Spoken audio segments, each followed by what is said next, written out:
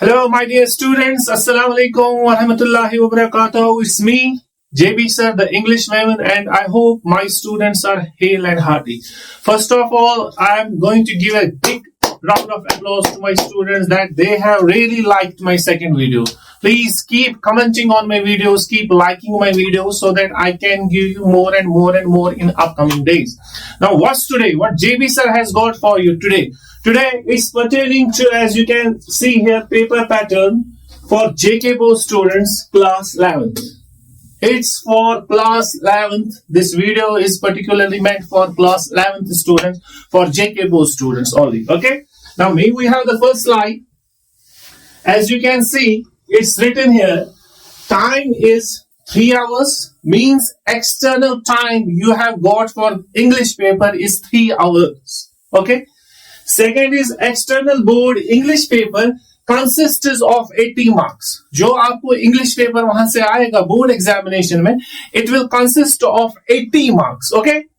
These 80 marks are categorized into 3 main sections. और इन 80 marks को 3 हिस्सों में, 3 sections में divide किया गया है. First section that we have is reading comprehension. Okay.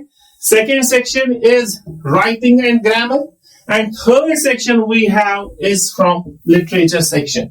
I repeat, my dear students, please write down reading comprehension. पहला section आएगा आपको.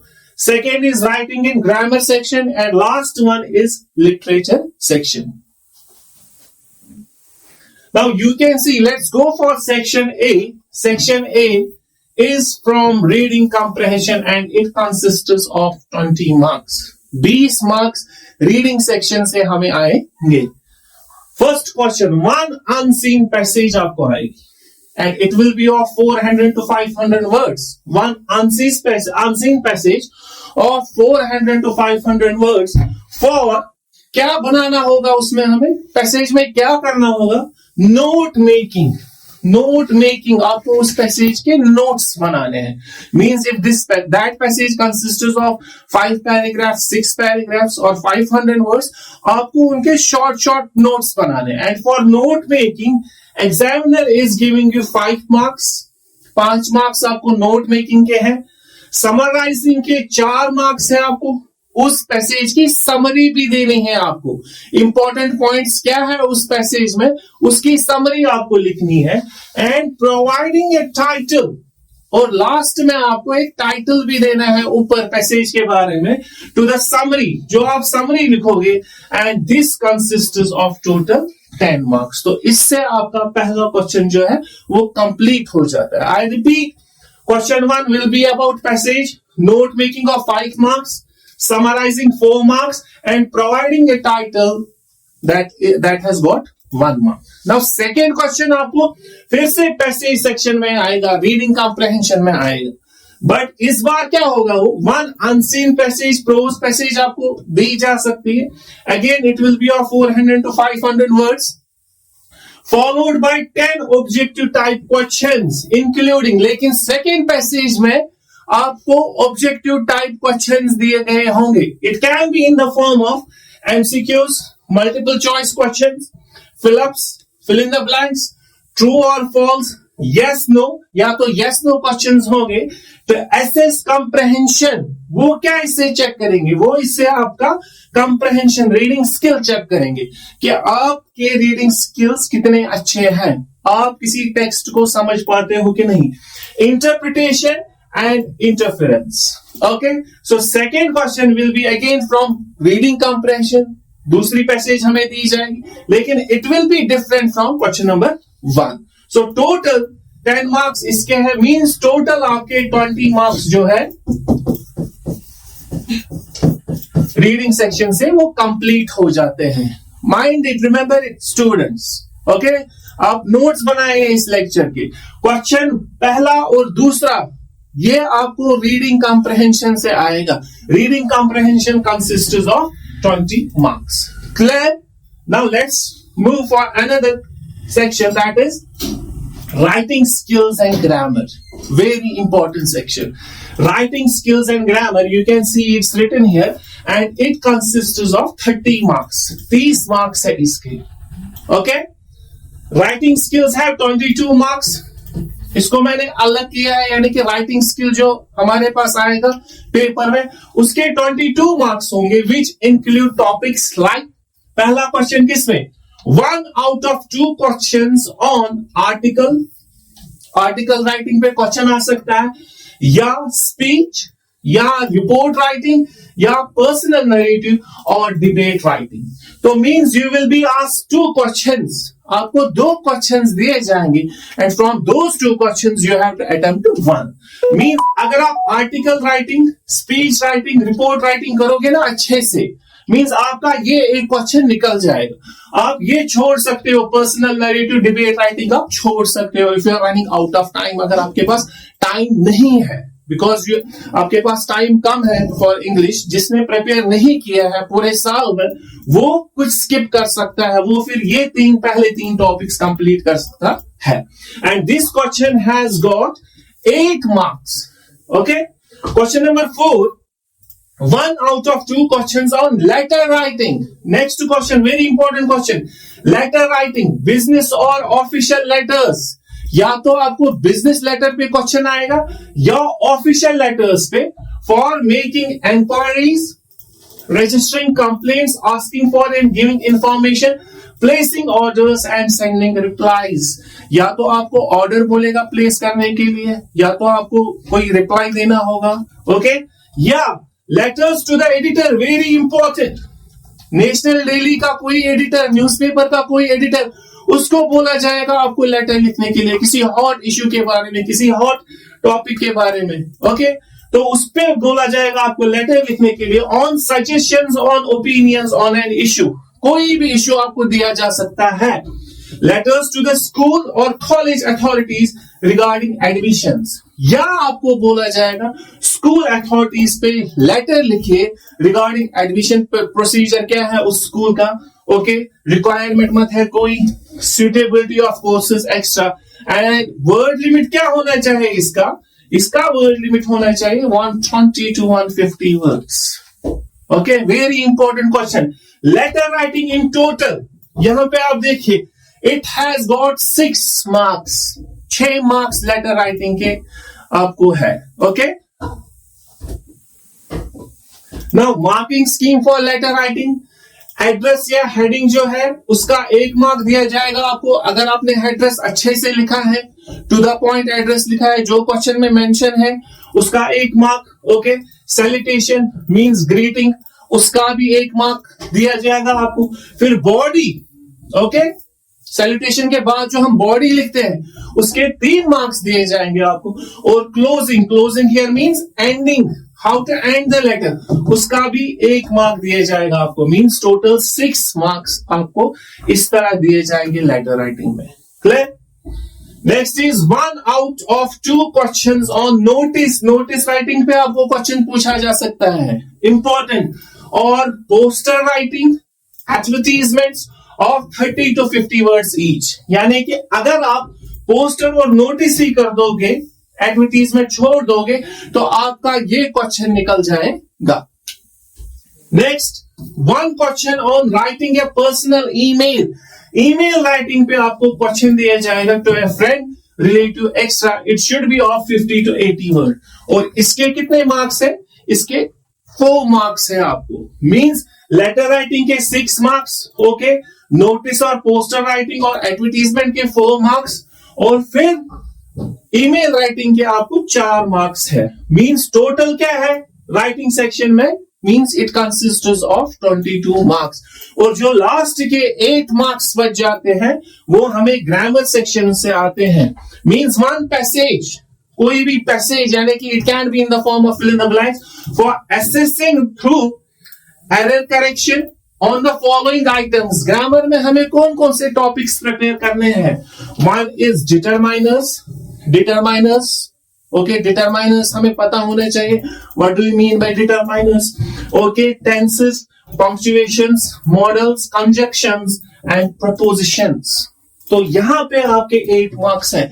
These 6 topics you should be know very well कि डिटरमाइनर्स किसे कहते हैं, what do you mean by tenses, present tense क्या होता है, पास्ट टेंस क्या होता है, फ्यूचर टेंस क्या होता है, models, uses of can, uses of should, uses of May, uses of might, okay, model auxiliaries क्या होती है, कंजक्शंस क्या होता है और प्रपोजिशंस क्या होता है। तो ग्रामर में हमारा इन शॉर्ट 8 मार्क्स है।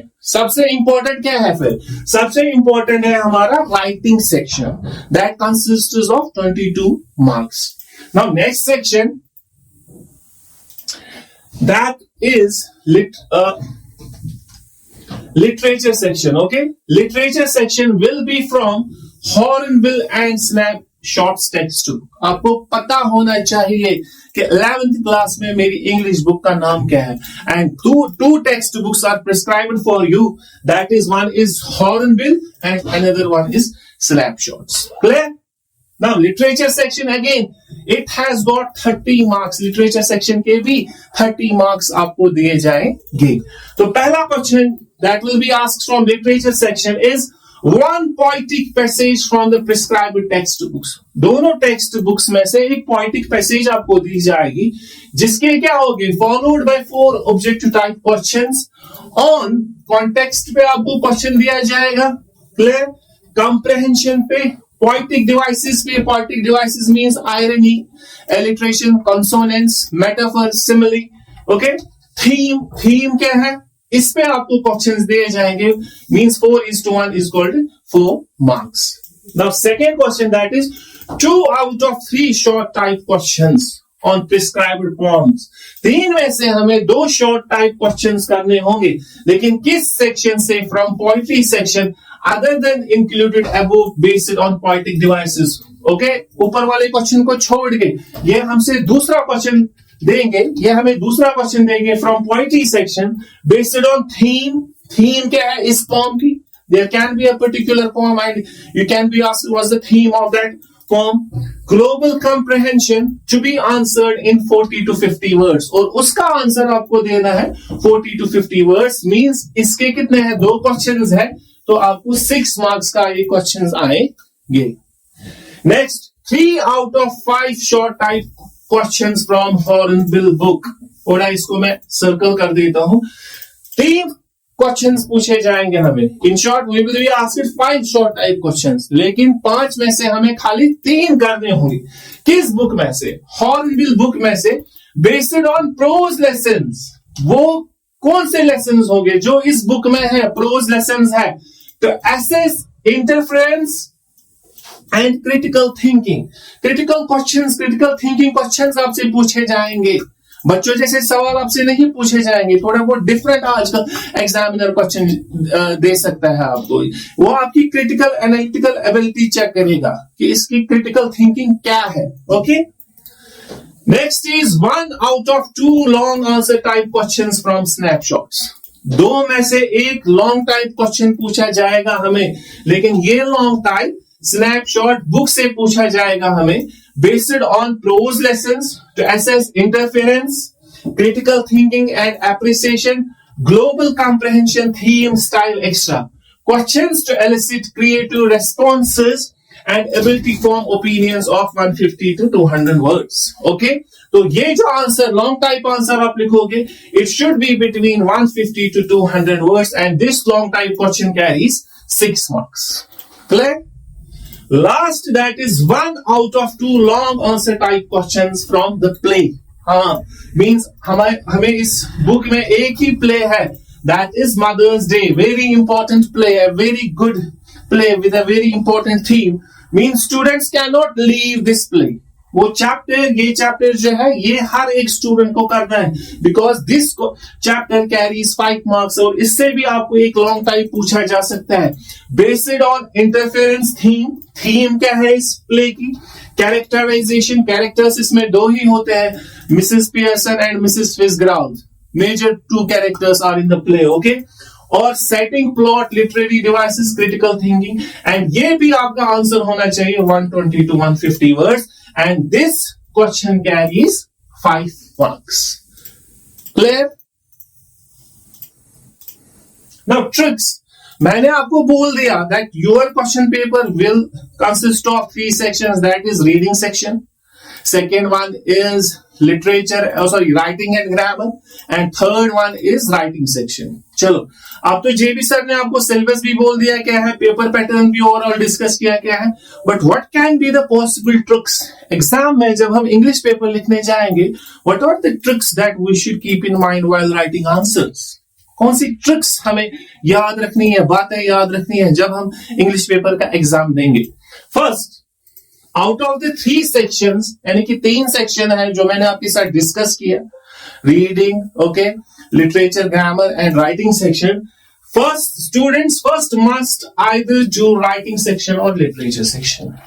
स्टूडेंट्स को या तो पहले राइटिंग सेक्शन करना चाहिए या तो सबसे पहले लिटरेचर सेक्शन करना चाहिए. Reason for both the sections consists of 30 marks each, यानी कि 30 marks लिटरेचर सेक्शन के हैं, 30 मार्क्स राइटिंग सेक्शन के. मींस आपको पहले 60 मार्क्स अटेम्प्ट करने हैं. You have to secure a safe zone for you. You have to get past first. 80 में से 28 और 33 पास है, समथिंग लाइक दैट. पहले आपको पासिंग मार्क्स लाने हैं. तो पासिंग मार्क्स आपको या तो लिटरेचर सेक्शन दिलाएगा या तो राइटिंग सेक्शन दिलाएगा. ओके, उसके बाद if they go for literature section, अगर आपने लिटरेचर सेक्शन पहले कर दिया, then they must stick to the proper word limit. लेकिन फिर आपको वर्ड लिमिट पे रहना है. मींस अगर शॉर्ट टाइप क्वेश्चन 30 वर्ड का लिखना है तो 30 वर्ड का ही लिखूंगा मैं. अगर लॉन्ग टाइप 150 वर्ड्स का लिखना है तो आई विल राइट 150 वर्ड्स. ऐसा नहीं लॉन्ग टाइप को शॉर्ट बनाएंगे, शॉर्ट टाइप को लॉन्ग बनाएंगे, क्योंकि मैंने भी पेपर चेक किए हैं. मोस्ट ऑफ द स्टूडेंट्स, उनको लॉन्ग टाइप लिखना होता है वो 5 लाइन्स लिख देते हैं. शॉर्ट टाइप लिखना होता है वो 1 या 2 लाइन का आंसर लिख देते हैं. फिर बोलते हैं हमें इंग्लिश में कम मार्क्स आएंगे. मार्क्स आएंगे कम आपको, because you are not sticking to the proper word limit as prescribed in the question, and must not repeat the word और sentences again and again. Very important. And अगर आपने कोई sentence लिख दिया है ऊपर बिगिनिंग में लॉन्ग टाइप में, फिर आप उस सेंटेंस को, उस वर्ड को बार बार रिपीट नहीं कर सकते, क्योंकि इससे जो चार्म है इंग्लिश लैंग्वेज का वो खत्म हो जाता है. They must write according to the question, which means what the question demands. जो आपसे क्वेश्चन पूछ रहा है ना, आपको उसी का आंसर देना है. ये नहीं क्वेश्चन आपसे एक चीज पूछ रहा है तो आप दूसरी चीज लिखोगे. You will write your hobbies, you will write about your dreams. No. Okay.